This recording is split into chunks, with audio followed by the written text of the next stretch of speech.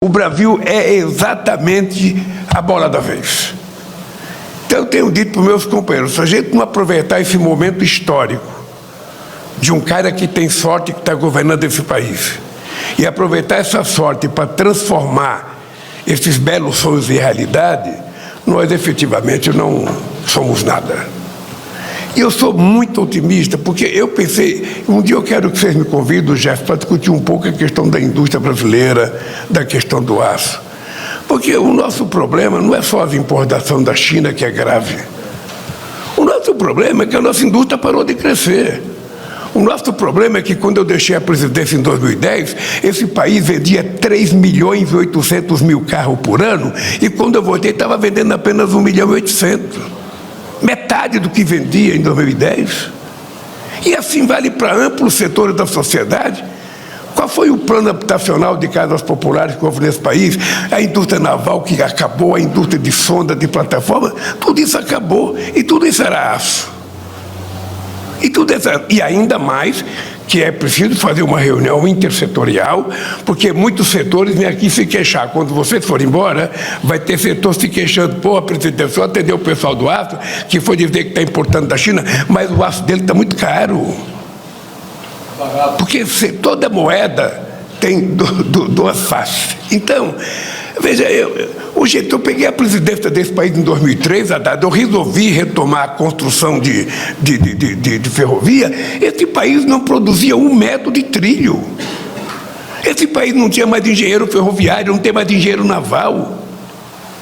Esse país foi sucateado porque houve nos anos 80 um discurso, e eu, como sou mais velho de vocês, possivelmente seja o que tenha escutado mais esse discurso, ou seja, de que, sabe, quem não tivesse competência não se estabelecesse, que a gente não tinha que ter medo de abrir o comércio não, que tinha que ser livre comércio mesmo, vamos deixar livre comércio para todo mundo, vamos deixar... Ou seja, na verdade era um discurso de fora para dentro, para que a gente arreganhasse o nosso comércio, para que eles pudessem entrar aqui. Porque quando veio a crise de 2008, que a gente pediu para acabar com o protecionismo, não foi determinado. Então, o que acontece? Aquela coisa maravilhosa, que o importante era abrir para que todo mundo pudesse vender para o Brasil, para que o Brasil pudesse comprar de todo mundo. Vocês estão lembrados de um discurso que não faz muito tempo. Quando eu vejo o discurso agora contra a China, eu falei, é o inverso do que foi feito há 30, 40 anos atrás. Que bom que a gente volta a pensar enquanto país.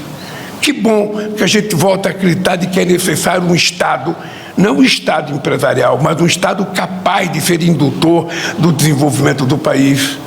Um Estado que seja capaz de ajudar a alavancar recursos para se investir nas coisas que são necessárias. Um Estado que seja capaz de discutir política industrial. Porque o mundo, vocês sabem, está muito competitivo. Ninguém dá nada de graça a ninguém. Ou o Brasil se prepara para ocupar esse espaço, e nós temos um mercado extraordinário, toda uma América Latina à nossa disposição, todo um continente africano, porque tem uma coisa que a gente se esquece, é que a gente exporta menos para os países ricos do que para os países pobres. As nossas exportações com a Argentina é a segunda maior exportação, a terceira, porque a primeira a China foi dos Estados Unidos. Mas a gente exporta para os países ricos 8 bilhões, 9 bilhões. O nosso fluxo de balança comercial com os países ricos, com toda a Europa, é 8 bilhões, 9 bilhões, 7 bilhões e meio. Sabe? Não tem uma coisa como teve com a Argentina em 2010, 39 bilhões de fluxo de balança comercial. Por isso é que eu acho que a gente precisa olhar para os mais ou menos similares, os iguais. A Colômbia tem um mercado de 40 milhões de habitantes. Ou seja, o que é que nós vendemos para a Colômbia? Quase nada. O que é que nós compramos? Quase nada.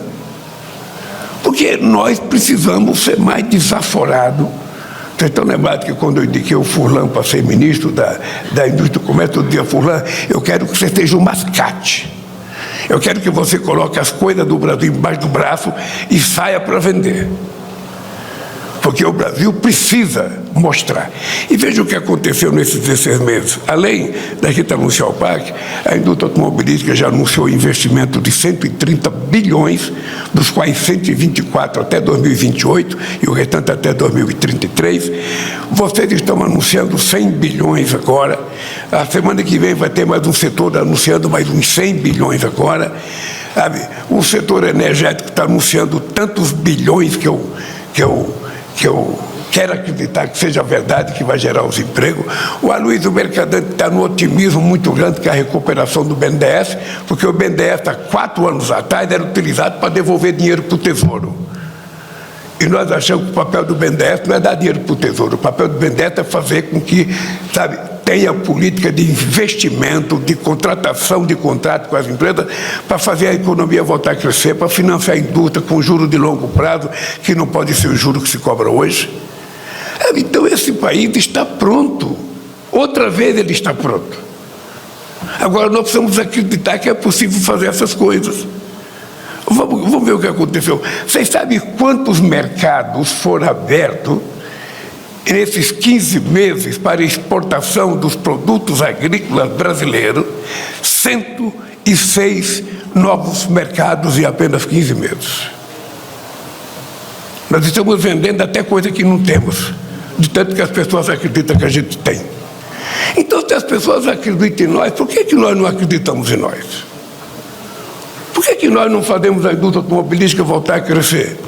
Ela só vai voltar a crescer, não é por conta da disputa com a China do carro elétrico, na hora que a gente tiver o povo brasileiro ganhando um pouco mais de salário, para ele poder comprar um carro. Qual é o brasileiro que pode comprar um carro a 150 reais, 150 mil reais? Se é carro de classe média, sabe, de executivo do setor do aço, pode comprar um carro a 150, mas o povo trabalhador, bancário, secretário, eles não conseguem. Então nós temos que baratear um pouco o preço dos carros. Nós temos que voltar a produzir carro para o povo brasileiro, não é produzir carro para, sabe, o povo americano, que ele não importa um carro nosso. Quem importa é carro nosso, sabe, ou é o continente africano, que nós precisamos brigar para poder entrar lá, para que as matrizes não exportem os carros que a gente produz aqui, ou a nossa querida América Latina. Onde a gente tem um espaço de crescimento. Eu fico triste quando eu chego num país vizinho nosso, o cara está num carro americano, num carro japonês, quando poderia estar num carro produzido aqui no Brasil. E tudo isso depende de nós. Depende da gente crer, depende da gente acreditar, da gente fazer.